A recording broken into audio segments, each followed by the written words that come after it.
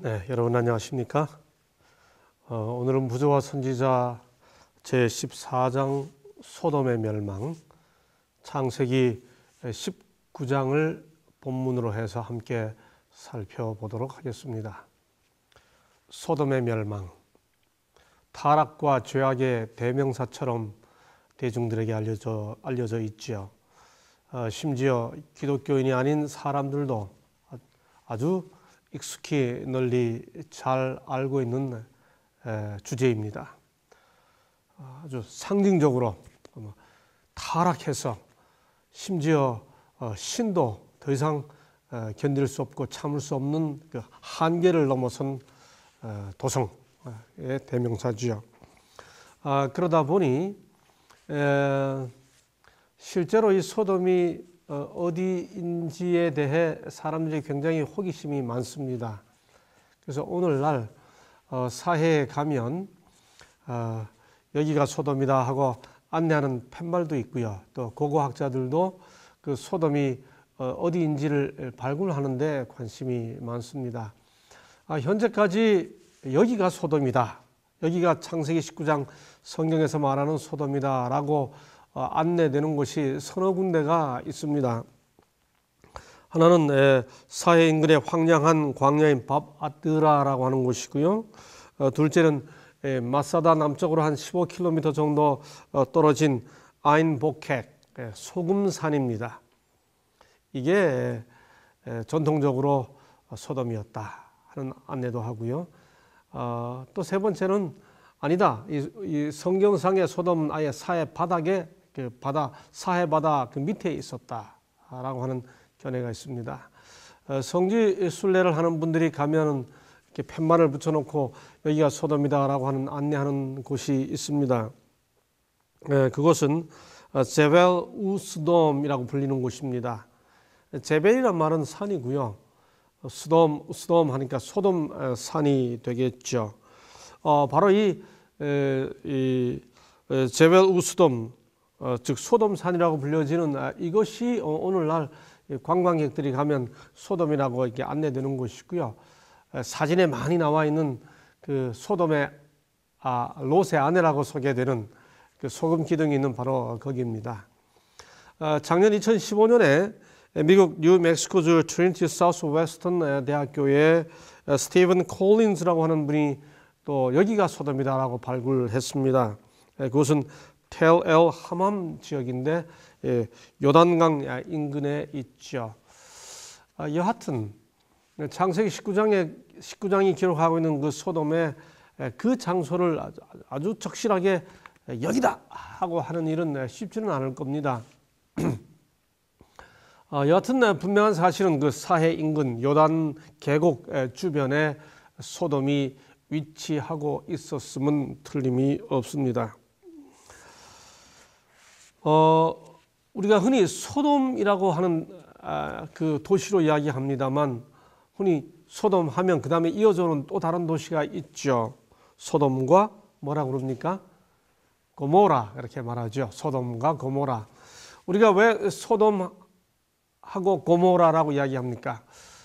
이 소돔의 멸망을 소개해주고 있는 창세기 19장 24절에 보면 그 소돔이 멸망당할 때 소돔만 멸망당한 게 아니고 그 유황불이 내려지는 도시가 소돔과 고모라에 함께 유황불이 내렸다. 성경 본문이 그렇게 말하고 있습니다. 그래서 소돔과 고모라, 다른 책에서도 소돔과 고모라 이 두 도시를 함께 묶어서 말하죠.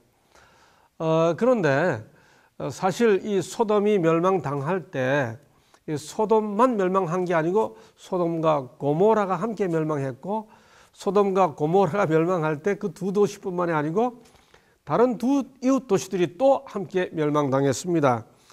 그 사실을 신명기 29장 23절에 보면 소돔과 고모라와 아드마와 스보임 이렇게 표현합니다. 성경에 이때 멸망당한 도시들의 이름으로 언급되는 게 소돔, 고모라, 아드마, 스보임 네 도시입니다. 그래서 이후에 예를 들어서 예레미야 49장 18절, 50장 40절 등등에 보면 이 소돔 멸망을 이야기할 때 언제나 소돔과 고모라와 그 이웃 성읍들 이렇게 표현합니다. 또 유다서 7절도 보면 소돔과 고모라와 그 이웃 도시들도 이렇게 표현하고 있죠. 이 소돔, 고모라, 아드마, 스보임 이 도시들은 창세기 10장 19절에 보면 가나안 족속의 그 사해 지경이었습니다. 함께 몰려 있었고요. 또 창세기 14장을 보면 그 롯이 사로잡혀 갈 때 네 왕과 다섯 왕이 함께 전쟁을 하게 되죠. 그때 그 다섯 왕들이 바로 이 네 도시와 소아를 합친 왕들이 바로 다섯 왕들입니다. 그러니까 소돔을 주위로 이렇게 그 도시들이 이렇게 형성돼서 고대 도시들이 함께 인근하고 있었던 것을 확인하게 되죠.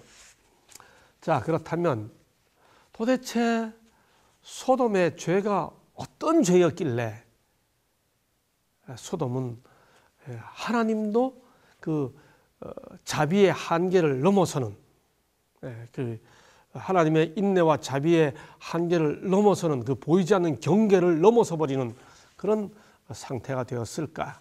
도대체 소돔의 죄는 어떤 죄였을까? 먼저 우리가 상식적으로 아는 대로 소돔 하면은 무슨 죄가 제일 먼저 떠오릅니까? 바로 성적 타락에 의한 도덕성의 붕괴입니다. 실제로 우리가 창세기 19장 본문을 읽어보게 되면 소돔성을 멸망시키기 위해 두 천사가 소돔에 이르죠. 롯이 두 사람을 이렇게 맞아들였습니다. 그런데 본문을 읽어보게 되면 소돔성 사람들이 그 집에 롯의 집으로 몰려들죠. 그리고 이렇게 말합니다. 이 저녁에 여기 온 사람을 우리한테 주라. 내놔라. 이렇게 이야기하죠. 그러면서 하는 말이 우리가 그와 함께 상관하리라 이렇게 표현합니다. 이 저녁에 내게 온 사람이 어디 있느냐 이끌어내라. 우리가 그들을 상관하리라. 이 상관한다 하는 이 말이 바로 성적 관계를 맺겠다라고 하는 말이죠. 여러분 생각해 보세요. 여러 사람들이 이 롯의 집에 몰려와서 이 무리들이 그 사람을 우리에게 넘겨라. 우리가 그들과 상관하겠다. 무슨 뜻이죠? 요즘 말로 하면 성폭행이죠. 강제적인 성적 폭행을 하겠다고 하는 의미입니다. 그것도 한 사람이 한 사람을 강제로 하는 성폭행이 아니고 무리들이 와서 집단적으로 이 사람들을 성폭행하겠다고 말하고 있죠. 그것도 공개적으로. 그런데 이 창세기 19장의 본문을 가만히 읽어보면 히브리 원문을 읽어보면요. 이때 이 롯의 집에 와서 우리가 그들을 상관하겠다라고 말하는 그 사람들을 나타내주는 주어가 다 남성입니다. 그러니 남자들이 무리로 찾아와서 이들을 상관하겠다고 말하는 겁니다. 다시 말해 동성에 의한 강제 성폭행이죠. 강제 성관계입니다. 성폭행입니다. 이전에 우리가 좀 강한 용어로 강간이라고 표현했습니다. 그것도 집단 강간을 공개적으로 하겠다고 이야기하고 있는 거죠. 이런 상황까지 이 소돔이 돼 있었다고 하는 이 본문의 내용에서 우리는 유다서 7절의 설명을 이해하게 되죠. 유다서 7절이 뭐라고 말합니까? 소돔과 고모라와 그 이웃 도시들도 저희와 같은 모양으로 간음을 행하며 다른 색을 따라가다가 이렇게 표현하고 있죠. 남자 무리들이 와서 그들을 내라 우리가 그들과 상관하겠다. 집단 동성 성폭행을 요구하는 것입니다.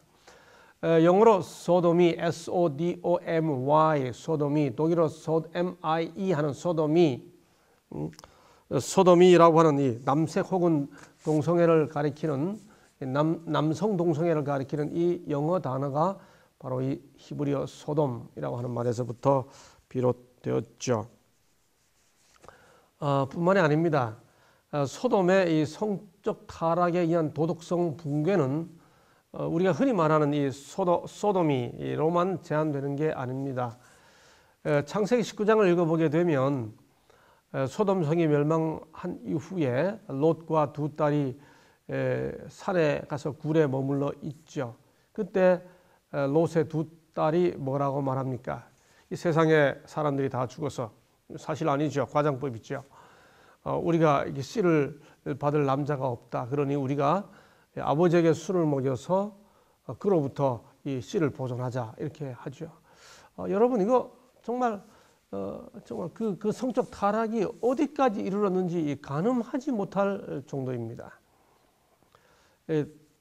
딸들이 아비를 취하게 해서 아버지를 범합니다.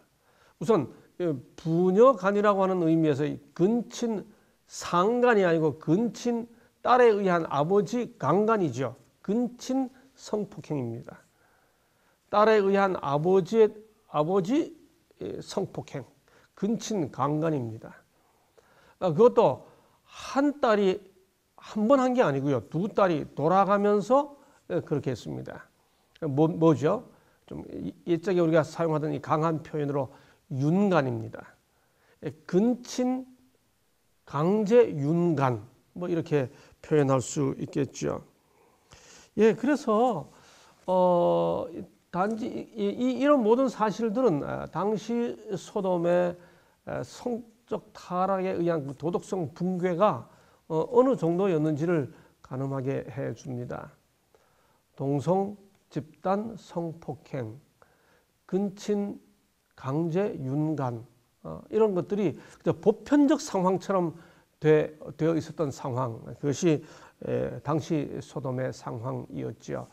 이런 이유로 신약성경 베드로후서 2장 7절은 이 소돔과 고모라의 죄를 언급하면서 이렇게 표현하고 있습니다. 무법한 자의 음란한 행실. 여기 음란하다라고 하는 이 헬라어, 신약성경 헬라어 단어가 아셀게이아라고 하는데, 이 아셀게이아라는 단어와 거의 100% 동의어가 포르네이아라고 하는 단어입니다. 무법한 자의 음란한 행실, 바로 이것이 소돔의 죄였습니다. 인간이기를 포기한 상황이죠. 소돔의 죄는 이것뿐만이 아닙니다. 성경 여러 곳에서 소돔의 죄를 이렇게 설명하고 있습니다. 대표적으로 에스겔 16장 49절로 50절에 보면 소돔의 죄악은 이러하니 그와 그 딸들에게 교만함과 식물의 풍족함과 태평함이 있음이며, 우리는 이 구절을 통해서 그 당시 소돔이 굉장히 여유 있는 유한 아주 생활, 그 시민들이 아주 이 경제적 부를 누리면서 그야말로 어떤 그 대상의 상업 거래를 통해 굉장한 여유를 누리면서 그 여유 시간을 가지고 범죄에 탐닉했음을 알게 되죠. 그래서 식물의 풍족함과 태평함이 있음이며, 그다음 식물이 풍족하고 태평이 있으면 그걸 가지고 봉사하면 얼마나 좋겠습니까? 이어지는 구절은 이렇게 말합니다. 또 그가 가난하고 궁핍한 자를 도와주지 아니하며 거만하여 가증한 일을 내 앞에서 행하였습니다. 예, 경제적 부와 여유를 가지고 교만했습니다. 이웃을 도와주지 않았습니다. 아주 철저하게 자기 향락만을 추구한 것이죠. 이사야 1장 10절에 보면 하나님의 말씀을 도무지 듣지 않았던 것을 않는 사람들을 소돔 사람들에 비유하고 있습니다.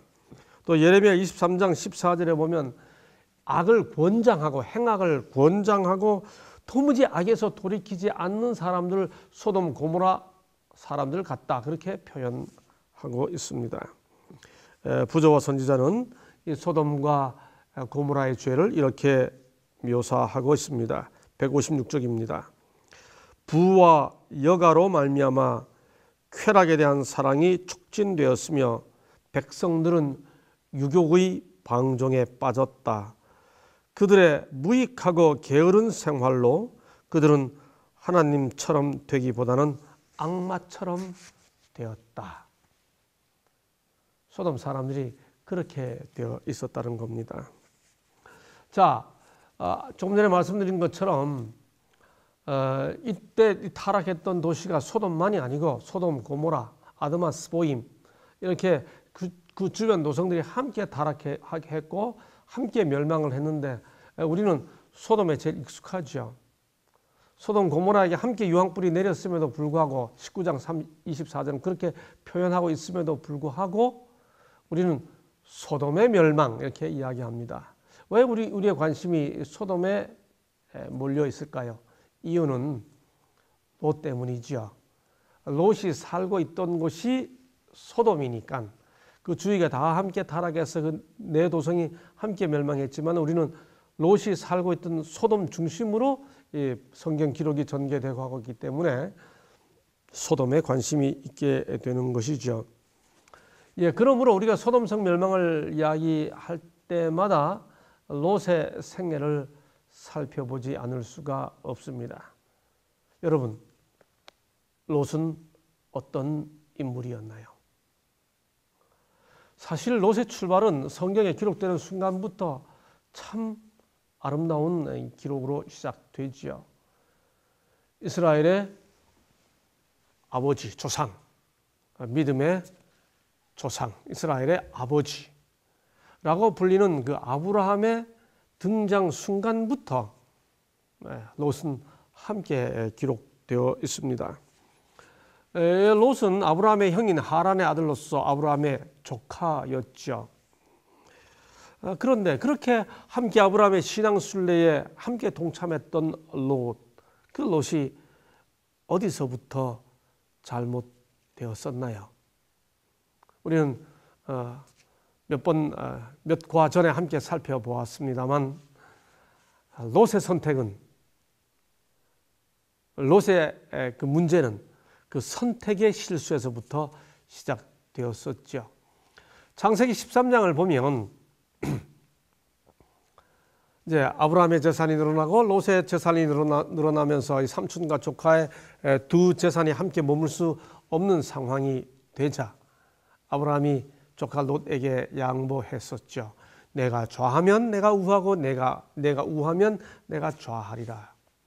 여러분, 이런 삼촌, 나이로 보나 사회적 신분으로 보나 촌수로 보나 뭘로 보나 이 어른이 양보하면 당연히 롯이 다시 양보했어야죠. 근데 그렇게 아브라함이 양보하는 그 순간 롯이 어떻게 했습니까? 성경은 이렇게 기록하고 있죠. 창세기 13장 10절 11절. 이에 롯이 눈을 들어 요단들을 바라본즉 소알까지 온 땅에 물이 넉넉하니 여호와께서 소돔과 고모라를 멸하시기 전이었는 거로 여호와의 동산 같고 애굽 땅과 같았더라. 그러므로 롯이 요단 온들을 택하고, 좋은 곳이기 때문에 롯이 택했다는 겁니다. 동으로 옮기니 그들이 서로 떠난지라. 당연히 양보했어야죠. 그런데 롯이 참 염치 없게도 좋은 곳을 먼저 선택했습니다. 부조와 선지자 132쪽은 이때 염치 없이 양보하는 아브라함에게 다시 양보하지 않고 그걸 넙죽 선택한 롯의 마음에 대해 이렇게 설명합니다. 롯이 번영한 것은 아브라함과 동거하였던 덕택이었으나 그는 자신의 은인에 대하여 감사하는 마음을 나타내지 않았다. 그가 아브라함에게 선택권을 양보하는 것이 예절이었으나 예절은커녕 그는 이기적으로 선택권의 이점을 다 차지하려고 노력했다. 세속적 이익에 대한 환상에 현혹되어 롯은 그곳에서 당하게 될 도덕적 영적 불행을 간과하였다. 여러분, 인간이 짐승과 다른 것은 인간은 자기가 사랑받은 것을 깨닫고 자기가 은혜 받은 것을 기억하고 그 은혜를 갚을 줄 아는 것이 짐승과 다른 거지요. 그런데 그 은혜를 배신하고 베풀어준 덕을 잊어버리는 그야말로 배은망덕 하면 안 되지요. 지금 롯이 아브라함 때문에 그렇게 은혜를 누려왔음에도 불구하고 이 순간 세속적 그 이익에 현혹되어 선택을 아름다운 요단들을 선택하게 됩니다.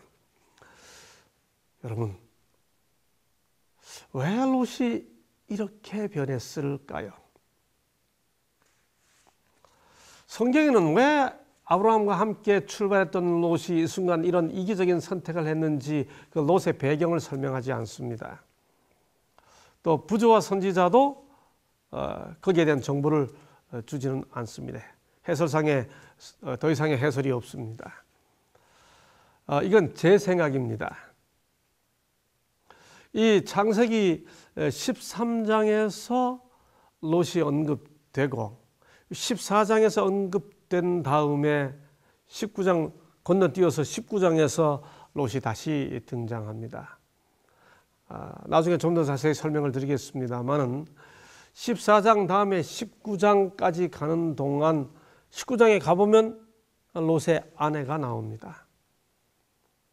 그러면 도대체 롯은 아내와 언제쯤 결혼했을까요? 고향을 떠날 때 롯이 결혼한 것 같지는 않습니다. 모르죠. 롯이 소돔에 들어간 다음에 소돔 여인과 결혼했을 수도 있습니다. 그런데 제 생각에는 아브라함이 롯과 함께 서로 재산이 늘어나서 서로 나누어야 되겠다라고 생각할 그때쯤 롯도 가장이 되었다는 뜻이거든요. 롯도 자기 가족을 거느리고 자기 재산이 늘어난 상태라고 하는 뜻이거든요. 이것이 롯이 그때쯤 고향을 떠난 다음에 아내와 결혼하여 그때쯤 이미 아내가 있었다면 롯의 이런 선택에 영향을 끼치는, 아브라함보다 더 영향을 끼치는 한 사람이 있었기 때문일 터이니 아마도 그것이 롯의 아내 때문이 아닐까 그런 생각을 해봅니다.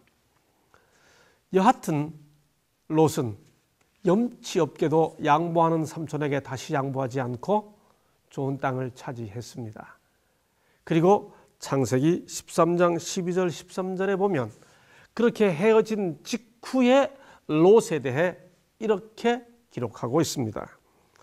롯은 평지 성읍들에 머무르며 그 장막을 옮겨 소돔까지 이르렀더라. 이게 무슨 뜻입니까? 처음에는 소돔에 가지 않았다는 뜻이죠. 그러다가 장막을 옮겨 소돔까지 이르렀더라. 요단들 좋은 땅을 차지했던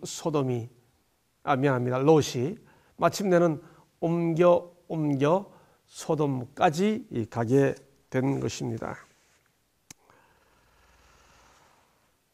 자, 그렇게 소돔에 이르렀던 롯이 창세기 14장에 가보면 아주 어려운 상황을 맞이하게 됩니다. 창세기 13장에서 아브라함과 롯이 헤어지는 장면을 읽은 우리 성경 독자들은 이제 곧바로 아브라함 이야기가 나오거나 롯의 이야기가 나올 것을 기대합니다. 만약에 지금 성경을 처음 읽는다고 생각해 보시죠. 그런데 창세기 14장을 가보면 느닷없이 복잡한 왕들의 전쟁 이야기가 나옵니다. 그돌라오멜과 무슨 왕 네 왕이, 그 다음에 복잡하게 왕들 5왕과 전쟁을 하게 되었는데 우리는 성경 독자들은 도대체 아브라함과 롯 이야기하다가 왜 갑자기 왕들의 전쟁 이야기가 나오나 이해가 되지 않습니다. 그걸 이해하려면 12절까지 가야 합니다. 왜냐하면 12절에 가보니 네 왕과 다섯 왕의 전쟁에서 이 다섯 왕 쪽에 소돔 왕이 속해 있는데 이 소돔 왕이 속해 있는 다섯 왕이 네 왕에게 패배하여 결국 그 네 왕이 소돔까지 왔고 소돔에 있는 누구까지 사로잡아갑니까? 롯을 사로잡아가게 됩니다. 그 네 왕과 다섯 왕의 전쟁 기사가 12절에 롯 사로잡혀갔다는 이야기를 하기 위해 이제 소개가 되는 거죠. 롯이 그렇게 사로잡혀 가게 됩니다. 그런데 이 소식이 곧바로 아브라함에게 전달되죠. 아브라함이 이 소식을 듣자마자 성경 본문을 보면 그가 기르던 사병 318일을 거느리고 질풍노도처럼 뒤를 쫓아가서 조카 롯을 되찾아옵니다. 여러분 이 사건을 아브라함 입장에서 보지 말고 롯 입장에서 한번 생각해 보시죠. 자, 삼촌과 헤어져서 좋은 땅을 차지하고 조금씩 옮겨서 소돔까지가 살았습니다. 롯은 신앙을 버리지 않았습니다. 하나님을 섬기는 사람이었습니다. 그의 심령이 의로웠습니다. 소돔성에 살게 되었을지라도 소돔까지 이르렀을지라도 롯은 여전히 하나님을 섬기는 사람이었습니다. 그런데 어느 날 갑자기 이웃 나라들 간의 전쟁에 휘말려서 그 소돔을 침공한 이방 나라 왕에 의해 포로가 되어 소돔 밖으로 끌려나갔습니다. 그런데 삼촌 아브라함이 쫓아와서 그를 다시 돌아오게 해주었습니다. 이때 롯이 삼촌 아브라함을 앞에서 어떤 태도를 보였을까? 성경이 없지만 한번 상상해 보시죠. 삼촌 죄송합니다. 제가 정신 차리고 살겠습니다. 아마도 제가 이 소돔에 사는 게 하나님 뜻이 아니었나 봅니다.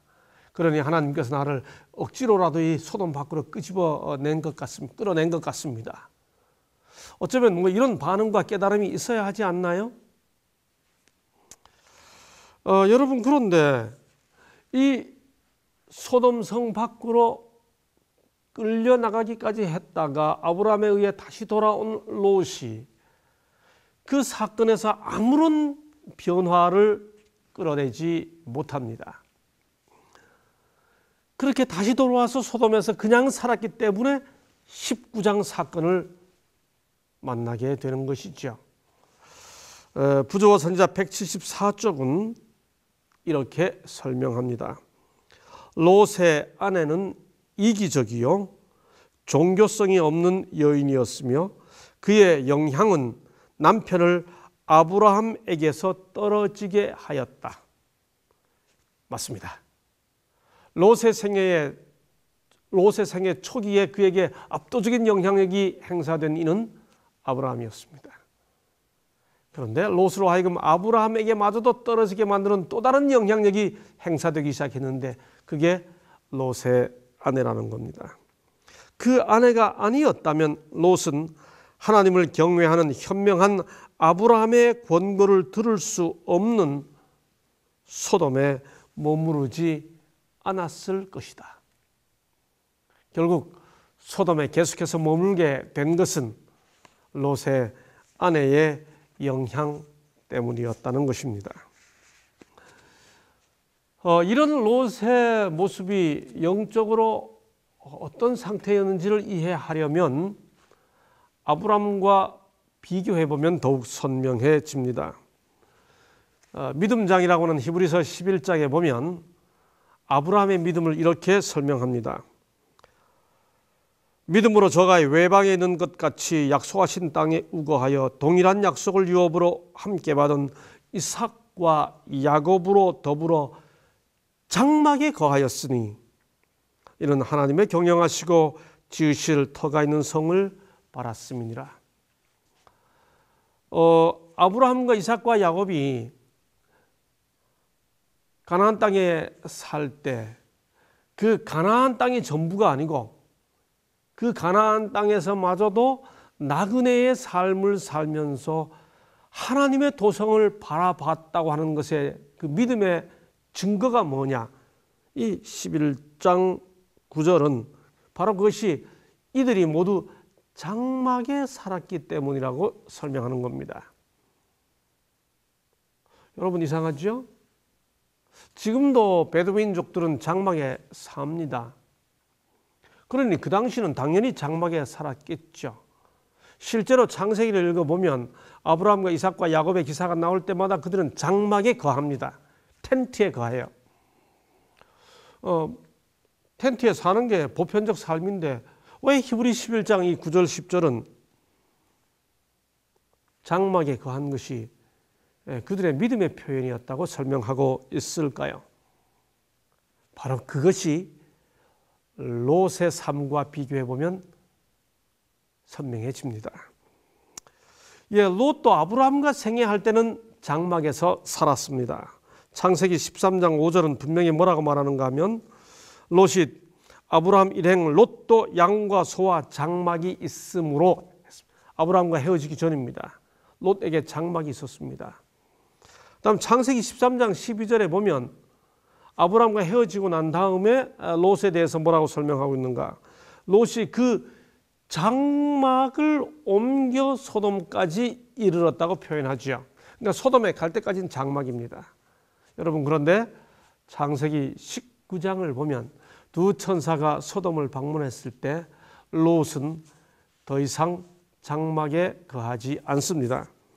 창세기 19장 3절 6절을 보면 롯이 간청함에 그 집으로 들어오는지라. 식탁이 있고요. 뭔가 제대로 갖추어진 집이었습니다.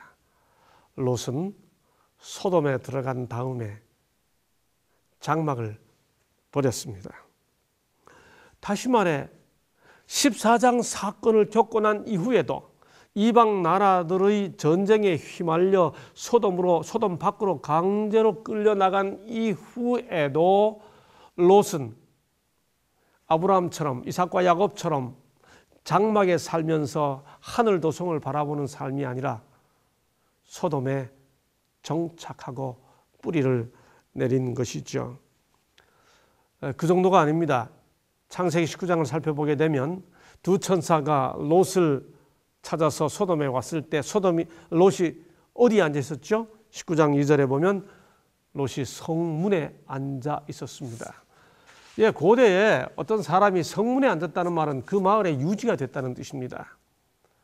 어느덧 14장 사건 이후에 또 여전히 소돔에 머물러 있던 롯이 소돔의 어른이 되어 살아가고 있는 모습을 확인하게 됩니다. 우리가 그냥 읽으면 창세기 18장의 아브라함의 삶과 창세기 19장의 롯의 삶이 큰 차이가 없어 보입니다. 다 손님 대접한 것 같습니다. 그런데 아주 세밀하게 들여다보면 창세기 18장의 아브라함의 손님 대접과 창세기 19장의 롯의 손님 대접은 완전한 차이가 있습니다. 삶의 양식도 완전히 다릅니다. 18장을 보면 아브라함은 18장 1절에서 장막 문에 앉았다가 세 사람을 만납니다. 근데 창세기 19장 1절을 보면 롯은 성문에 앉았다가 두 천사를 맞죠. 18장 2절에 보면 아브라함은 장막 문에서 달려나가 세 사람 손님을 맞습니다. 그런데 19장 2절에 보면 롯은 종의 집으로 들어와 이렇게 말합니다. 18장 4절에 보면 아브라함은 세 손님에게 나무 아래서 쉬라고 합니다. 그런데 19장 3절을 보면 롯은 식탁을 베풉니다. 18장 6절에 보면 아브라함은 장막으로 들어가서 아주 분주하게 아주 이 수염을 휘날리면서 분주하게 요리를 하죠. 그런데 19장 10절에 보면 집으로 끌어들여서 문을 닫습니다. 이 모습은 뭡니까? 아브라함이 롯보다 훨씬 더 부유함에도 불구하고 나그네 정신, 하늘 도성으로 가야 한다고 하는 나그네 정신으로 손님들을 장막에서 맞고 있는 것에 비해 롯은 여전히 하나님을 섬기는 마음을 신앙을 가지고 있으면서도 하늘 도성을 바라보기보다 이 땅에 발을 붙이고 정착해 살려고 하는 모습을 보게 됩니다. 그러므로 이 아브라함과 롯의 삶을 비교해 봤을 때 나타내주는 이 집과 장막과 집은 일종의 메타포, 은유입니다. 얽매이기 쉬운 것에서부터 벗어나서 여전히 소망을 가지고 사는 삶이 장막에 사는 아브라함의 삶이죠. 롯은 바로 그렇게 소돔에 정착해서 살아가고 있었기 때문에 마지막 심판의 순간까지 주저하고 있었습니다. 그리고 어느덧 롯의 자녀들도 그런 롯의 영향으로 세속적 가치관에 물들어 있었죠. 그것이 롯이 소돔에서 마치 불구덩이에서 끄집어낸 부지깽이처럼 구원받게 되는 결과를 가져옵니다. 오늘은 여기까지 하겠습니다. 감사합니다.